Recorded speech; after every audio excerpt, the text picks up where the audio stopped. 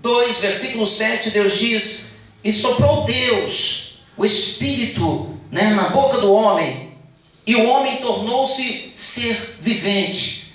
Aquilo é Neshama, a tradução é Neshama, respiração, mas também tem Ruach, que dá sentido de vento. Por isso vem a expressão vento do Espírito. Ruach Adonai Alai, o Espírito do Senhor está sobre mim. Ruach Adonai Alai, Levaser Hanavim, para anunciar o Evangelho e as boas novas aos pobres. Então, o Espírito, ele fala de uma necessidade. O espírito humano fala de necessidade de estar debaixo da cobertura do Espírito Santo. O nosso espírito necessita estar debaixo da cobertura do Espírito Santo. Queridos, eu creio que o Espírito Santo está sobre nós nessa noite. E quando você está debaixo da cobertura do Espírito Santo, ele te unge. Quando você está debaixo da cobertura do Espírito Santo, ele te salva. Ele garante a tua vitória. Ele garante a sua segurança. Quando você está debaixo da cobertura do Espírito Santo, o Espírito Santo te comissiona a pregar o Evangelho a toda criatura, a anunciar as boas novas aos pobres. Quando você está debaixo da cobertura do Espírito, o Espírito Santo te faz libertar pessoas das mãos do diabo, libertar os cativos. Quando você está debaixo da cobertura do Espírito Santo, as tuas mãos levantadas servem para curar enfermos. Então, o nosso espírito carece e necessita estar debaixo da cobertura do Espírito Santo. Mas ele também fala sobre a alma. E a alma no grego é psique. E ele vai falar que a alma, ela tem necessidades. Quando nós olhamos para o Salmo 41, nós vemos o salmista dizendo: como uma corça anseia pelas águas vivas, assim a minha alma anseia e suspira pelo Senhor Deus Todo-Poderoso. Para quem não sabe, a corça é um animalzinho que ele é muito frágil, os seus órgãos são frágeis. Então, ele busca água, mas ele não pode tomar água suja, ele não pode tomar água contaminada. Ele não pode tomar uma água que foi infectada. Ele tem essa intuição de saber o que é água pura e o que não é água pura. Então ele chega na planície, a corça ela chega na planície e vê aquelas águas. Só que as águas da planície, ela começa a detectar de forma intuitiva que aquela água está suja, que aquela água não está limpa. Então ela olha para cima da montanha, e quando ela olha para cima da montanha, ela vê, ela percebe, ela tem intuição disso. Ela é inteligente nesse momento e ela sabe que a fonte das águas, ela sabe que a nascente das águas está no topo da montanha, não está na planície onde ela está. Só que ela começa a perceber, inteligente, do jeito que ela é, intuitiva, ela começa a dizer: se eu for, eu vou me cansar. Se eu for, eu vou achar obstáculo. Se eu for, eu vou encontrar dificuldades. Mas se eu ficar nas facilidades, se eu ficar aqui, aonde tudo está a meu favor, onde eu não preciso mover sequer um dedo, eu vou tomar água, mas a água vai ser suja e vai me prejudicar. A água aqui embaixo, ela é contaminada, não serve para mim. E o que a corça faz? Ela começa a subir a montanha, ainda ela não está vendo a água, mas ela começa a correr em busca do cheiro da água. Ela tem um instinto olfativo também, e ela começa a correr atrás da fonte, atrás da nascente das águas, e ela vai subindo, ela vai vencendo o cansaço, ela vai vencendo as dificuldades, ela vai vencendo os obstáculos, e quando ela começa a sentir o cheiro das águas, ninguém mais para a corça. A corça é um animalzinho pequenininho, mas quando ela sente o cheiro das águas, não tem leão, não tem urso, não tem animal feroz que para uma corça. Eu não sei se você está vendo a comparação do salmista entre a corça e a nossa alma. Tem uma comparação, é algo igual. Ou seja, assim como a corça, ela sobe a montanha em busca das águas puras. Ou seja, para tomar algo puro, ela tem que subir. ela tem que enfrentar o cansaço, enfrentar as dificuldades, e ela tem que subir. Da mesma forma é a nossa alma. Ou nós ficamos tomando água impura, água contaminada aqui embaixo, ou nós subimos na montanha do céu, na montanha de Deus, para tomar água pura da fonte, da própria nascente da água. E é lindo isso. Eu creio que nesta noite existe aqui as costas de Deus. Quantos aqui são como as costas? Uma costa, e nessa noite vão encontrar a fonte. Levanta sua mãe e glorifica o nome do Senhor. Mas vai vendo, vai entendendo. O nosso espírito, então, irmãos, pneuma, quer estar coberto pelo Espírito Santo. A nossa alma quer saciar no Espírito Santo. Só o Espírito Santo pode preencher a nossa alma. Levanta a sua mão comigo, faça assim. Diga comigo bem forte: Espírito Santo, nessa noite, com uma coça, eu anseio pelas águas do Senhor. Diga bem forte: enche-me. Diga forte: enche-me, Espírito. Mais uma vez, diga: enche-me, Espírito. Pode falar mais uma vez: enche-me, Espírito. A nossa alma anseia pelas águas do Espírito. E o nosso corpo, que na língua grega é soma, ele foi criado para ser Betel, casa de Deus. Foi criado para ser templo do Espírito Santo de Deus. Irmãos, a carne é algo que vem para atrapalhar esse processo de busca pela renovação espiritual da nossa alma, do nosso espírito e do nosso corpo. A carne, ela quer parar a nossa sede. A carne, ela quer nos oferecer o que é mais fácil. E o que é mais fácil que a carne quer nos oferecer é impuro. Então, nesta noite, Deus quer que nós vençamos a carne. Que nós comecemos a buscar essa renovação espiritual. Entenda a linguagem de Deus nessa noite. Eu disse para você, Deus quer algo instrutivo aqui nessa igreja. Deus quer instruir você para poder te preparar para coisas grandes que virão no futuro. Mas eu digo a você a importância que tem a renovação espiritual. Glória a Deus. Nós precisamos entender isso. Por quê? Porque hoje, irmãos, nós estamos em um culto. E nós estamos em um culto público, em um culto coletivo. Hoje, para acontecer cultos coletivos dentro da igreja, é muito difícil, porque as pessoas trabalham, as pessoas estudam, as pessoas têm alguns compromissos, e nem todas conseguem vir durante a semana. Preste atenção no que Deus vai falar aqui. Nem todos conseguem vir nos dias de semana, vem apenas no final de semana, no domingo. E o que um culto como esse pode oferecer para a nossa vida? Quando nós falamos de renovação espiritual, nós falamos de relacionamento com Deus. Nós estamos vivendo um culto público coletivo hoje, no domingo, e muitas pessoas só podem vir hoje. Tem muitas igrejas que podem promover todos os dias, outras 3 vezes por semana, outras apenas 2, outras uma vez só por semana. Agora, imagine, irmãos, já pensou se nós dependêssemos só de um culto público e coletivo como esse para se relacionar com Deus? Nós estamos aqui hoje atraindo um nível de relacionamento com Deus? Sim, nós estamos, mas esse relacionamento é pouco. O maior nível de relacionamento que você pode atrair de Deus na sua vida não é aqui, é dentro da sua casa. É no cantinho da oração. É no lugar onde você vai consagrar a Deus. É um lugar onde você vai dizer: Senhor, aqui vai ser o canto onde eu vou buscar renovação espiritual. Aleluia. Aleluia, glória a Deus. É um lugar onde você não precisa usar máscaras, como você pode usar aqui. Aqui num culto como esse é muito fácil nós usarmos máscaras, nós dramatizarmos aquilo que nem de longe a nossa sombra é.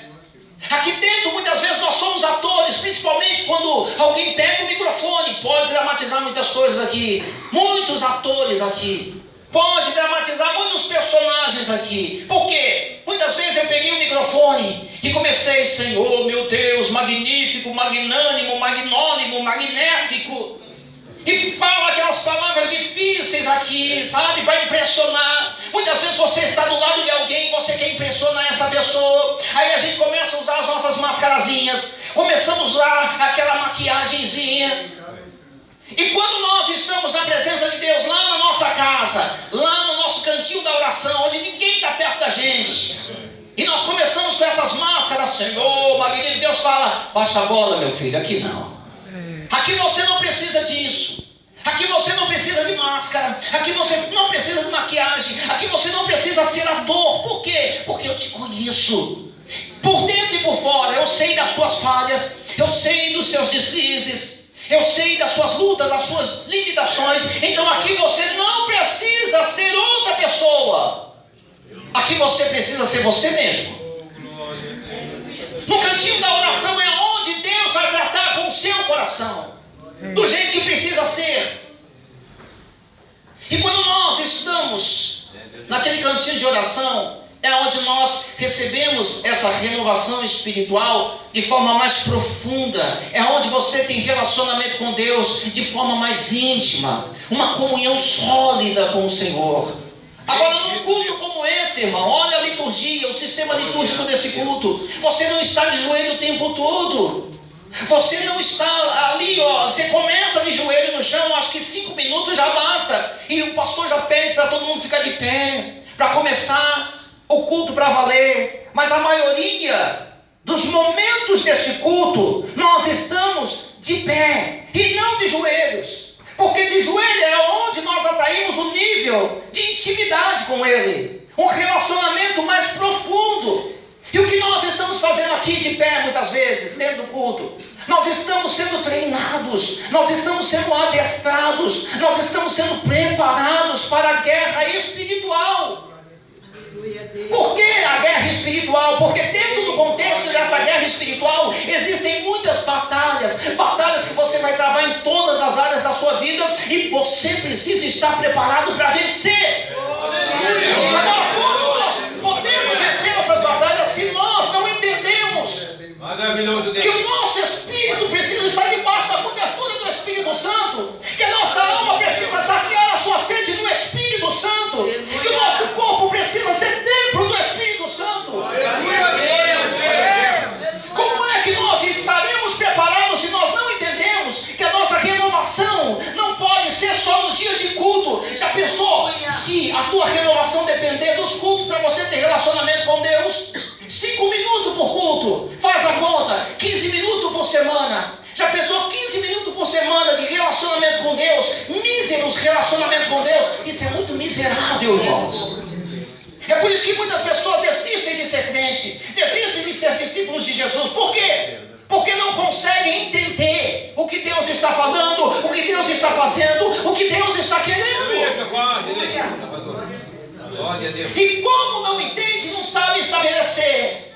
Porque você nunca vai estabelecer o que você não entendeu. Você nunca vai usufruir do que você não entendeu. Você sempre vai usufruir do que você entendeu e estabelecer o que você entendeu. E quando você estabelece o que você entendeu de Deus, você cresce, você multiplica, você enche a terra. Todo chão que você pisa, você domina o ambiente. É quem governa.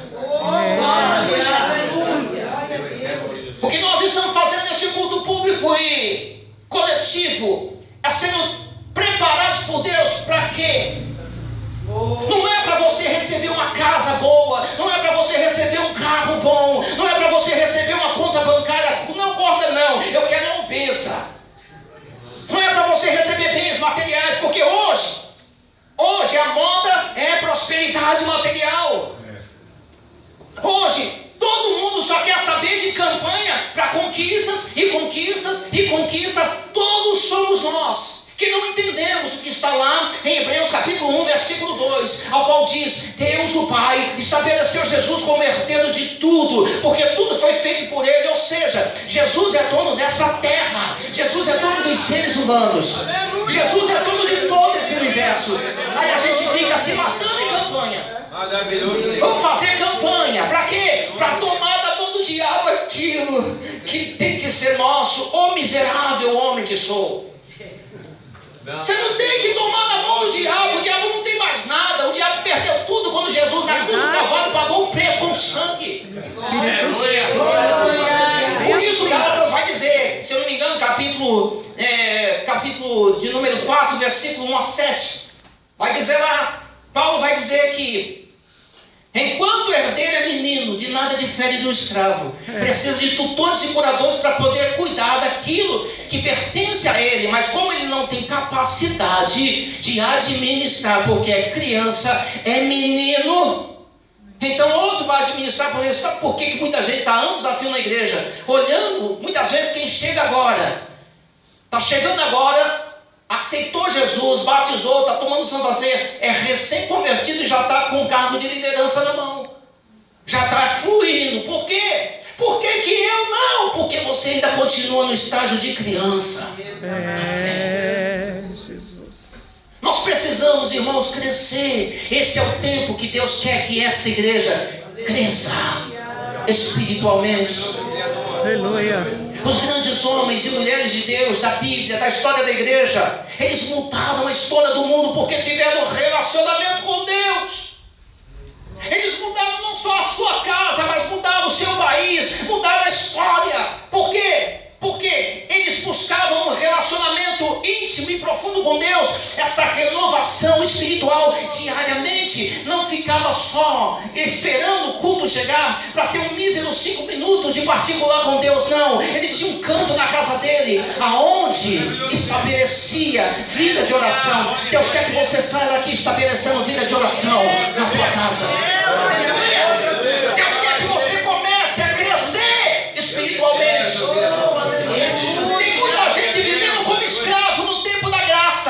Graça é liberdade, não liberdade para você fazer o que der na telha.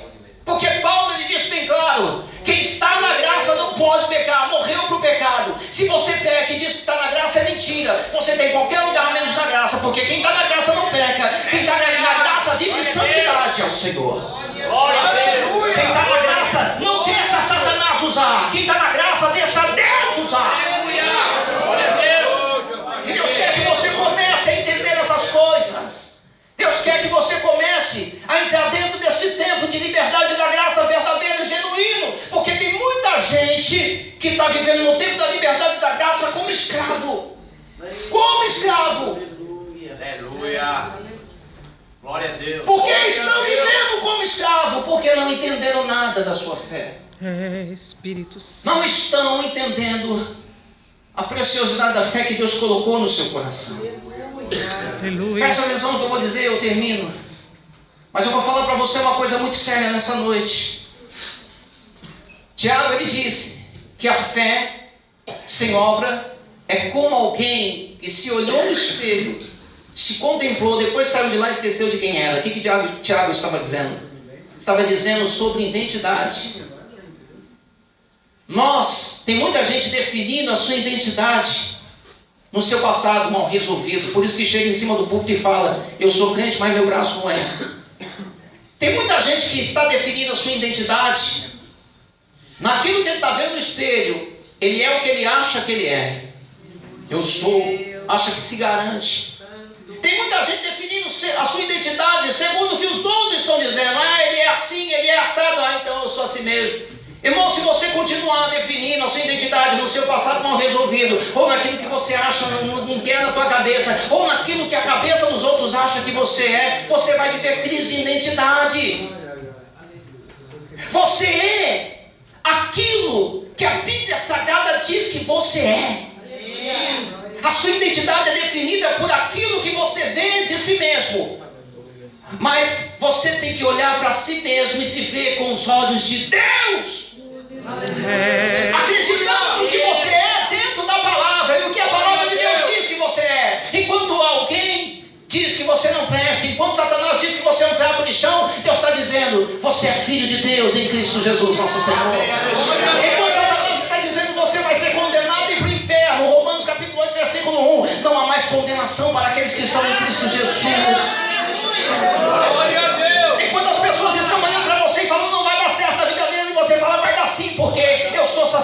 negócio real. Eu fui comprado com o preço do sangue do Cordeiro. A Bíblia Sagrada diz que você em Cristo é mais do que vencedor. E só quem entende isso levanta a mão. Você prefere ser o que Satanás diz, o que os outros dizem, o que você acha, ou aquilo que a Bíblia Sagrada diz de você? Aleluia! Você, a partir de hoje, comece a definir qual é a sua identidade. E no momento que você fizer isso, você vai começar a entender as informações que você está recebendo na sua mente. Aleluia! Porque no momento em que você se esquece daquilo que você é, como o Tiago diz, alguém que se contemplou no espelho saiu, esqueceu de quem era, esqueceu de quem era. Ele está falando que nós não podemos nos esquecer de quem somos em Cristo Jesus, nosso Senhor. Por isso nós precisamos entender que o Senhor, Ele nos dá informações, revelações, mas Ele também nos alimenta. Hoje Deus está te alimentando. Infelizmente, muitas pessoas acabam confundindo as coisas, porque acha que a igreja é barulhenta, porque a igreja tem todos os dons. Coríntios tinha todos os dons, tinha os 9 dons. Eles tinham todos os dons de revelação, porque tem pessoa que não conhece o que é revelação. Dom de revelação vai falar que dom de revelação é um só dom, não é um conjunto de 3 dons do Espírito. Palavra de sabedoria, palavra de ciência e discernimento de Espírito são os dons de revelação, dentro do conjunto dos 9 dons do Espírito Santo. Eles tinham também os dons de poder, dom da fé, de fazer coisas extraordinárias, dom de curar, fazer sinais de maravilhas. Eles também tinham os dons vocálicos, dom de profecia, variedade de línguas, interpretações de línguas. Era uma igreja avivada, era uma igreja do remanso. Mas Paulo olhou para eles e diz: vocês são como criança, e eu tenho que dar leitinho na boquinha de vocês, porque vocês não podem receber uma revelação mais parruda, uma revelação mais sólida. Glória a Deus!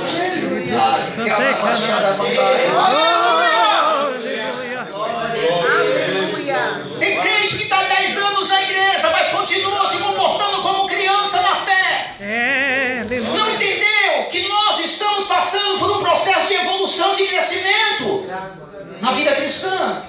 Há um processo de crescimento espiritual. Existem estágios e muitas pessoas estão parando no primeiro estágio, aonde estão os primeiros rudimentos da fé cristã, ou seja, aceitar Jesus, batizar nas águas, tomar santa ceia, começar o discipulado. Mas tem gente que está 10 anos sendo discipulado ainda, passando pelos princípios básicos da fé cristã. Não evoluíram, não entenderam o crescimento de vida espiritual ainda.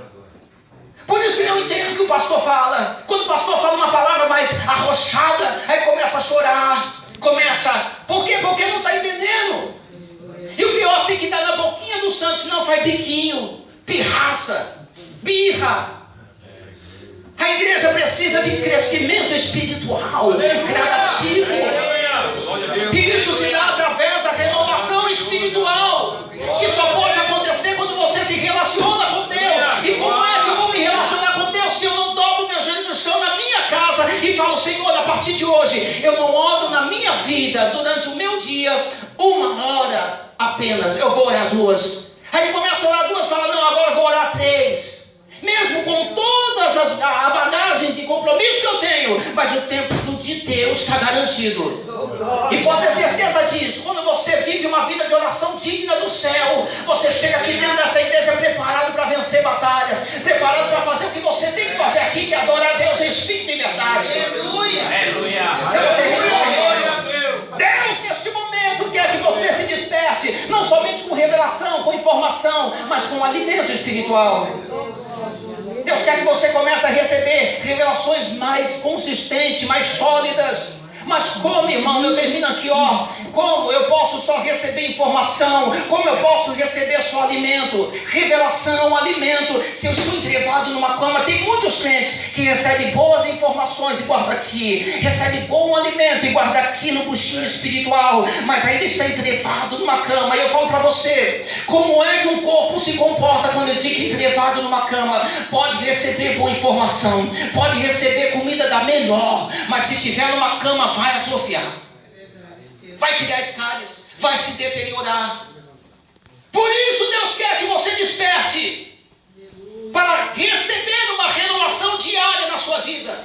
Entenda, O que Paulo está dizendo no texto que nós lemos: enquanto o homem exterior se corrompe, o exterior se corrompe, o interior se renova dia após dia. Ele está falando do envelhecimento da nossa carne. Esse corromper é um envelhecimento. O tempo vai passando e os seus cabelos vão ficando brancos. O tempo vai passando e sua voz vai ficando fraquinha. O tempo vai passando e seus dentes vão caindo. O tempo vai passando e seus ossos vão ficando tão fraquinho que você tem que tomar calço para poder dar uma segurada. O tempo vai passando e você vai ficando lento para andar. Você vai ficando pesadinho demais. O tempo vai passando e você vai se deteriorando, vai envelhecendo. Mas Paulo diz: enquanto o exterior se corrompe, envelhece, se deteriora, por dentro pode ser diferente. Se você entender o processo de crescimento espiritual, se você entender que não pode parar no primeiro estágio de vida cristã, você tem que avançar, você tem que crescer, você tem que evoluir, você tem que amadurecer. E quando você amadurece, enquanto aqui se corrompe, envelhece, por dentro Deus te dá o renovo da águia. É por isso que você entra em algumas igrejas por aí, você vê pessoas com cabelo branquinho, pulando, sapateando, marchando, e você fala: meu Deus, não era para estar sentado no banco com reumatismo, com catarata, com flatulência, com osteoporose, com artrite, com doenças de velho, e as pessoas estão pulando, sapateando. Por quê? Porque enquanto aqui está se corrompendo, envelhecendo, Deus deu dentro do coração delas o renovo da águia. Ninguém para uma águia, ninguém vai parar você. Quem crê nisso, levanta a sua mão e recebe. Deus determinou no Antigo Testamento, irmãos, que o dia para buscar a Deus. Por isso eu termino aqui mesmo de verdade. Eu comecei falando, a questão não é você necessitar porque você sabe que necessita. A questão é quando você fazer, quando você buscar esse renovo espiritual. A Bíblia Sagrada diz que no Antigo Testamento o Shabat era o dia de você buscar a Deus durante a semana. No Novo Testamento a igreja determinou que é o domingo, Passis Domini, dia do Senhor, é o dia de você buscar o Senhor. Mas no Éden Deus não determinou isso. No Éden Deus marcou para ter relacionamento, encontro com o homem todos os dias. Não era só um dia da semana, era todos os dias. Na hora da viração do dia, ou seja, Deus tem um encontro marcado com você todos os dias. Se você não tem se encontrado com Deus, a culpa não é dele, porque ele marca e ele vem. É você que não está vindo. Por isso hoje Deus quer que você entenda que nem só de pão viverá o homem. É como diz aquela linda canção que diz: o nosso orgulho nos tirou o jardim, arrancou o jardim de nós, mas ele veio e a sua humildade colocou de volta o jardim em nós. Quando ele nos ensina a oração do Pai Nosso, ele fala lá: o pão nosso de cada dia. Ou seja, ele está determinando que todos os dias você tem que buscar a Deus pelo seu pão, pela necessidade de pão. Mas chega o momento em que Jesus diz: nem só de pão viverá o homem, mas de toda palavra que procede da boca de Deus. Não busque a Deus apenas todos os dias por necessidade de pão. Primeiramente você tem que buscar pelo Pai Nosso que estás no céu. É por Ele que você tem que buscar o Senhor. Quando você começa a entender isso, irmãos, pode ter certeza de uma coisa: esse relacionamento com Deus vai fluir na sua vida como um renovo espiritual diário. Todos os dias você vai ser renovado espiritualmente. Todos os dias o Espírito Santo vai te visitar. Você não vai ficar travado apenas em um sistema que não funciona. Você vai fluir. Esse culto funciona ainda que venha um só crente e o culto não seja lá aquelas coisas. Por quê? Porque o sistema litúrgico é perfeito, é pautado na palavra de Deus, por isso funciona. Deus não quer que esses cultos de hora em diante funcionem apenas. Deus quer que flua. E como é que vai fluir? Quando os elementos básicos de um verdadeiro Pentecoste começar a acontecer aqui dentro. Vento do Espírito soprando sobre a tua vida, línguas repartidas como de fogo, repartindo sobre os irmãos, principalmente aqueles que ainda não foram batizados com o Espírito Santo e com fogo. Quando começar a fluir coluna de fogo, coluna coluna de fumaça, nuvem de glória, quando o rio que sai do trono de Deus começar a fazer você mergulhar dentro até perder os pés e deixar Deus determinar seus limites e a sua direção, aí sim você começa a perceber que o culto não está só funcionando, o culto também está fluindo. E é isso que Deus quer que essa igreja comece a viver. Não somente funcionando, mas fluindo. Fique de pé em nome de Jesus.